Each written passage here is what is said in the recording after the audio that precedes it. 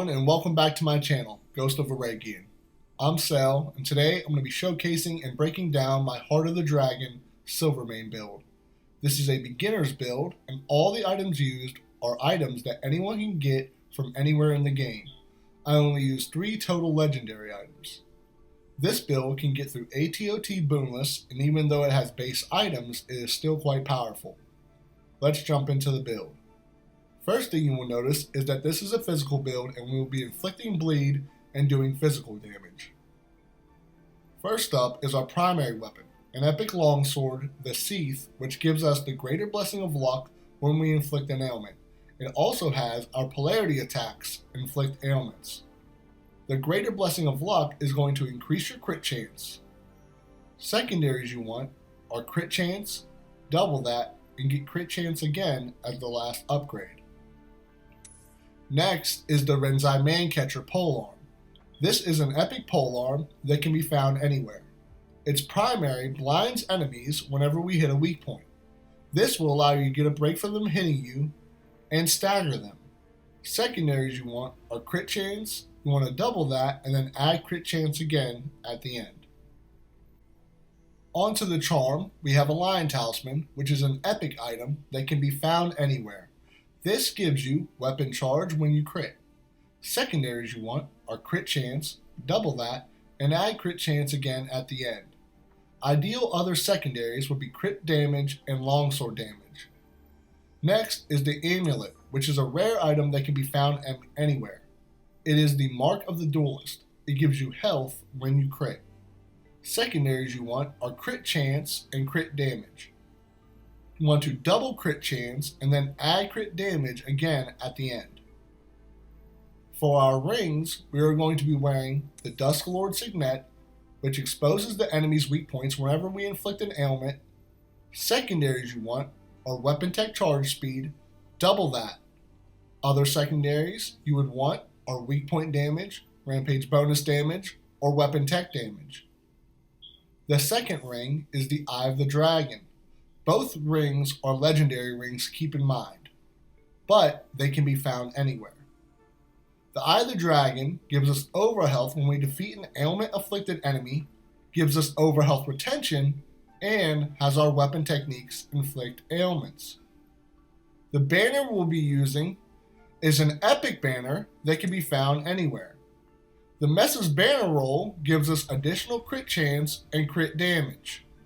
Secondaries you want are weak point damage, rampage bonus damage, or crit damage. Last but not least is our Lifestone, which is a rare item that can be found anywhere, and gives us a base boost and physical damage as its primary. Secondaries you want are weak point damage, weapon tech damage, and crit damage. Now, before we jump into augments, here's a few more clips from this build's Boonless run.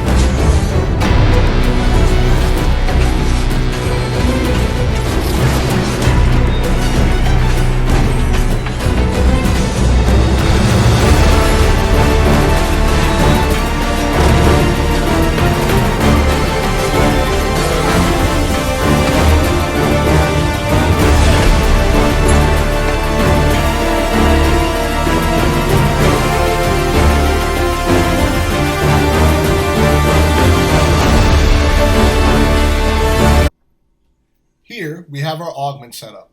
First is our Paradise augment, which gives us weapon charge on crit. Secondaries you want are weapon tech damage and physical damage, or damage to bleeding enemies. Weak point damage or rampage bonus damage will also fit well. Next is Focus, which gives us overhealth on crit. You want longsword damage and add physical damage or damage to bleeding enemies as the last upgrade. Beside that is Rift, which gives us a damage boost for each ailment on the enemy. Secondaries you want are overhealth gain and then add physical damage or damage to bleeding enemies as the last upgrade. Next is Spark, which again gives us weapon charge, but this time it is when we hit a weak point. Secondaries you want are again weak point damage, rampage bonus damage, or weapon tech damage. Above that is our Force Barrier, which allows us to keep attacking as long as our overhealth is above 50%. You need overhealth gained on it, double that, and then add resistances at the end. Beside that is Warp, which applies stasis to enemies whenever you use your life stone. Quite useful when you're in a tight bind. Secondaries you want are damage to bleeding enemies and then add might at the end, which leads us into our next augment. That is the Void Shell, which gives us overhealth on crit. Secondaries you want are overhealth gained and damage to bleeding enemies or physical damage. You want to double overhealth gain and then add resistances as your last upgrade. Next is Lucid Vision, which restores health when we hit an enemy with our shield. Secondaries you want are damage to bleeding enemies and add might at the end for our Void Shell.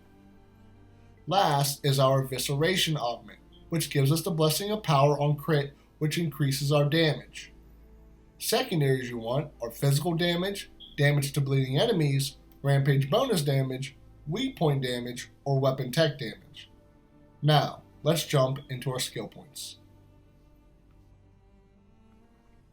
Now, as you can see for our skill tree, we are still fully spec'd into weapon techniques, soul shatter, vitality, crit chance, might, crit damage, spirit, rampage, ailments, recovery, weak points, polarity attacks, all stats, and we have a few strays. We have 4 in our resistance, we have 1 in weapon timing, 2 in takedowns, and 2 into finesse. Well, that's all for this build, and my next build will be premiering soon. It will be the Hellhound Hinterclaw build. Thank you all for watching and for all the support. I'll see you next time. Take care.